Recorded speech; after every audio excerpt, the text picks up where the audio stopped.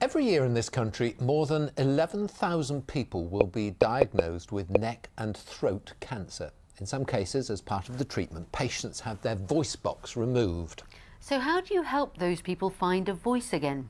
One way is through singing, and tonight a choir formed by the charity Shout at Cancer is performing in Norwich. La la la la la la la. A simple scale. Easy enough for some, but for Andrew Beaumont, it's taken years to perfect. Over the past decade, he's had cancer of the tonsils and most recently tongue cancer. As a result, his voice box has been removed and along with it, part of his identity. I would not have recognised not only the voice, but the tonal element of the voice. You know, I couldn't intuitively pick up or sense who that person was. Those who've had a laryngectomy often feel isolated.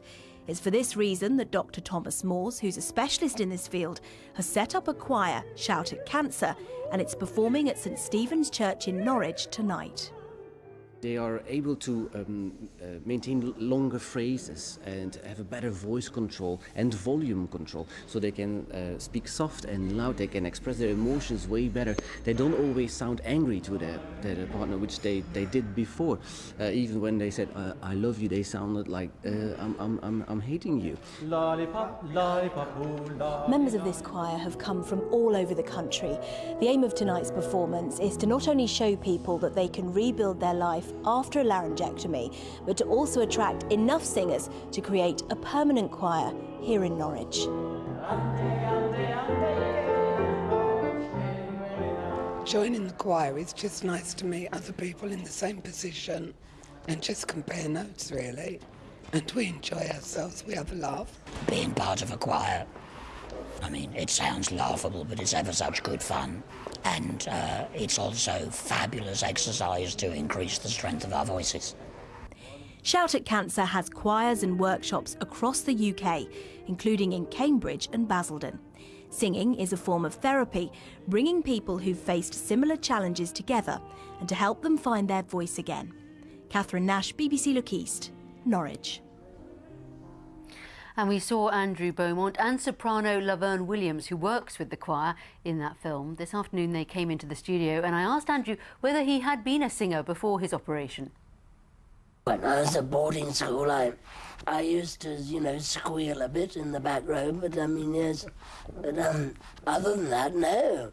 But whilst we may not appear to be great choristers, we are achieving something, a product, if you like, through another means, and it's helping us in many, many ways that are not evident to most people. Verne, I'd like to ask you about that, because you help them with their singing, but it goes far beyond the actual singing, doesn't it? Of course it does. Of course it does. It's a daily proposition.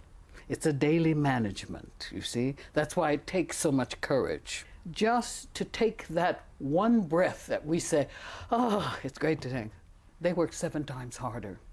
It's incredible. And yes. When you started working with them and, Yes. and helping them with the singing, were you struck by the sound that they can make? Yes, and the progress they make and the stick-to-itiveness that they have. Now, you want to encourage people who've been through the same operation in this part of the world to actually get involved as well. Oh my word, yes, this is going to provide very much more than improving eloquence and tonal value. This is going to support people in terms of social needs, I think, and how they feel about themselves. And the people who have been involved in your program and things in our program, that they now say that they have a greater, this is an irony, they have a greater confidence now in doing things on their own and interacting with this impediment, if you call it that, or maybe an opportunity, you should call it. than they ever did before. But singing itself does just bring so much joy, doesn't it? However good you are, whatever sound you make. It brings, because it's such an integral part of your soul. And it allows you to soar. It allows you to feel good. So having the ability to come out and to do this, working on intonation, smoothing the air so that it does, projection, all these things that we talk about and work on through our support with controlling this air within the realms of what they have and can deal with. It's incredible what has been achieved by many of them. Well, it's great to talk to you both, and I hope the concert goes really well. Yeah. Andrew and Laverne, thank you so much. Hope you come. Yeah.